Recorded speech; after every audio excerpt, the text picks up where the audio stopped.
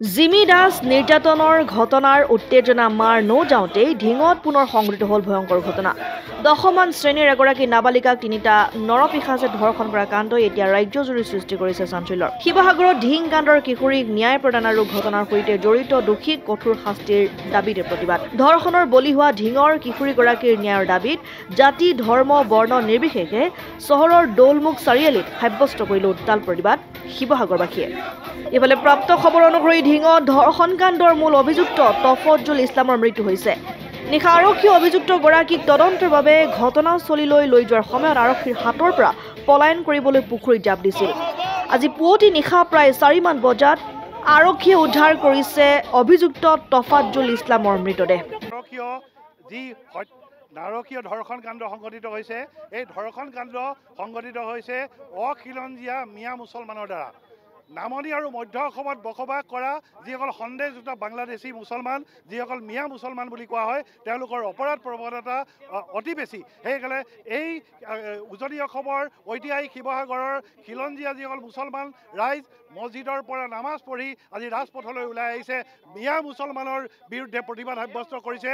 এই মিয়া মুছলমান আমাৰ অসমৰ খিলঞ্জীয়া এগৰাকী নাবালিকা ভনীক যিদৰে তেওঁ দলবদ্ধভাৱে ধৰ্ষণ কৰিছে, আমাৰ পাশৱিকভাৱে ধৰ্ষণ কৰিছে, তেওঁলোকক দলবদ্ধভাৱে ধৰ্ষণ কৰা যিসকল মিয়া মুছলমানৰ বিৰুদ্ধে অসমৰ উজনি অসমৰ খিলঞ্জীয়া মুছলমান জাগিছে, তেওঁলোকক কঠোৰ শাস্তি দিবলৈ দাবী জনাইছোঁ।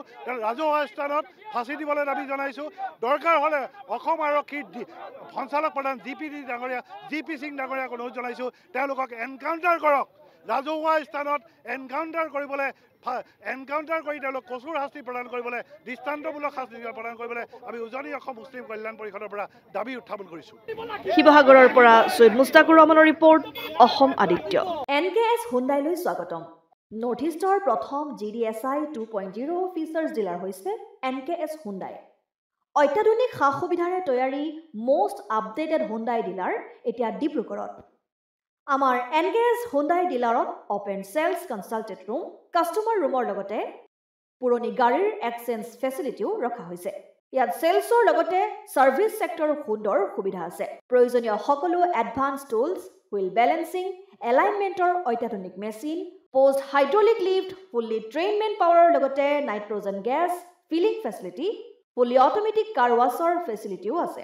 লগতে NKS হুণ্ডাই ডিলাৰে কাষ্টমাৰসকলৰ সুবিধাৰ্থে মোবাইল ছাৰ্ভিচ ভেনৰো ব্যৱস্থা ৰাখিছে, য'ত হাইড্ৰলিক লিফ্ট, ৱাশ্বিং facility, wheel balancing, tyre pressure check কৰাৰ লগতে বহুখিনি সুবিধাই উপলব্ধ আছে।